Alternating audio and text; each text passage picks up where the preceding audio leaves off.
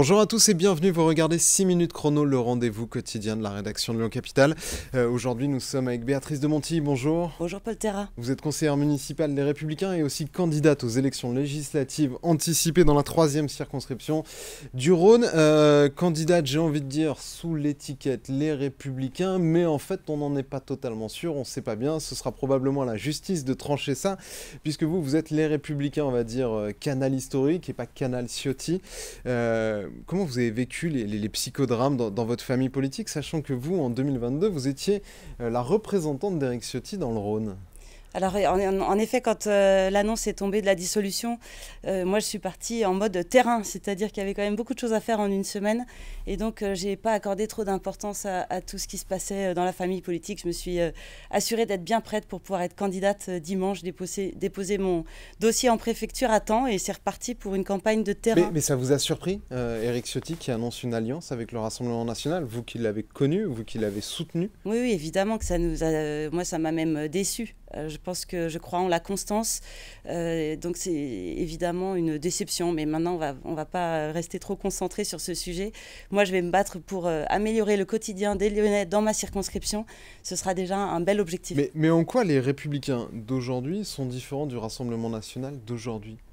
Je pense que ça n'a rien à voir, le programme des Républicains, et moi je suis aussi proche de David Lisnard qui est le président des maires de France.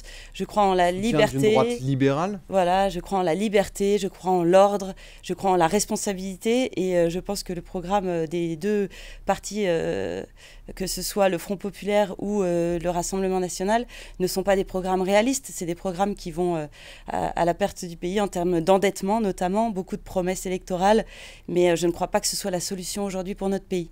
Vous, à titre personnel, dans un cas de figure, d'un entre-deux tours, entre un candidat du Front Populaire et du Rassemblement National, vous voteriez pour qui? Vous adorez cette question, les journalistes. Moi, je suis concentrée sur le... C'est une question de clarification? Je suis concentrée sur le premier tour. Je ne donnerai pas de réponse à cette question. Le but du jeu, pour moi, c'est de montrer que je suis une élue de terrain et que je vais faire le score le plus honorable possible pour défendre mes valeurs et montrer que je suis constante. Vous partez sur une circonscription, la 3e, où la députée sortante est l'écologiste Marie-Charlotte Garin, qui est candidate à sa succession. Vous, aux européennes, sur cette circonscription, la droite, la liste menée par François-Xavier Bellamy, a obtenu 7,6% des voix. Est-ce que vous imaginez que le chemin qui vous mènerait au second tour existe, ou est-ce que vous y allez sur ce qu'on appelle une candidature de témoignage?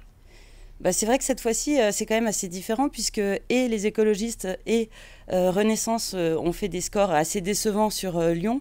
Ils sont en baisse par rapport aux dernières bloc de gauche, européennes. Le Front Populaire, le périmètre du Front Populaire fait 53,5%. Marie-Charlotte Garin vient des écologistes, et leur performance aux européennes a été décevante sur Lyon pour eux. La candidate, la dernière fois présente sur ma circonscription pour la majorité présidentielle, ne repart pas. Donc je pense que tout est ouvert, on verra bien. Rendez-vous le 30 juin. J'espère qu'il y aura une forte mobilisation derrière les gens qui me voient travailler et qui ont confiance en moi. Vous dites que les écologistes ont fait un moins bon score effectivement aux européennes. Pour vous, c'est dû à ce qui se passe à Lyon, à leur gestion de la ville de Lyon? Il y a une corrélation entre leur affaiblissement aux européennes et le fait qu'ils soient aux manettes? Alors c'est vrai que moi cette année j'ai été beaucoup au contact des habitants, et je peux vous dire qu'en effet il y a une colère du désordre qui règne à Lyon, du cadre de vie qui se dégrade, des problèmes de sécurité, et je pense qu'en effet c'est une réponse à ce manque d'efficacité de la majorité à Lyon. Donc je pense que tout est ouvert vraiment. Moi j'ai envie d'être la candidate qui incarne l'ordre dans notre arrondissement, dans nos arrondissements, puisque la 3e circo c'est 3e ouest, 7e et 8e arrondissement. Donc j'ai su prendre la parole en conseil municipal, que ce soit sur la propreté, les tags. J'ai été présidente de la mission d'information et d'évaluation sur la sécurité également. Donc voilà, j'espère être la candidate de l'ordre, et j'attends que les Lyonnais me fassent confiance. Vous parlez d'être la candidate de l'ordre, d'un programme d'ordre, d'un programme libéral aussi, votre soutien à David Lisnard. Est-ce que politiquement, une des difficultés des Républicains en ce moment, c'est pas d'être à la fois contesté sur l'ordre peut-être par le vote Rassemblement National et sur l'aspect libéral par Renaissance? Est-ce que vous n'êtes pas coincé finalement dans un espace qui est devenu trop petit pour survivre?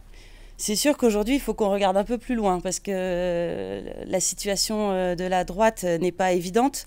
Moi, je fais partie de la génération montante qui a envie de faire renaître une droite forte, solide, ancrée, sûre d'elle. Et donc, c'est sûr que nous sommes là pour ce combat court terme des législatives, mais je travaille pour éventuellement les municipales et puis la prochaine présidentielle.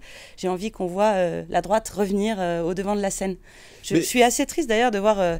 Guzman rejoindre le Front Populaire parce qu'il avait fait renaître un peu le Parti Socialiste et renaître une gauche qu'on attend, nous, dans les débats. Je pense que la démocratie a besoin de 2 blocs solides entre la droite et la gauche et je vais œuvrer pour que cette droite renaisse demain.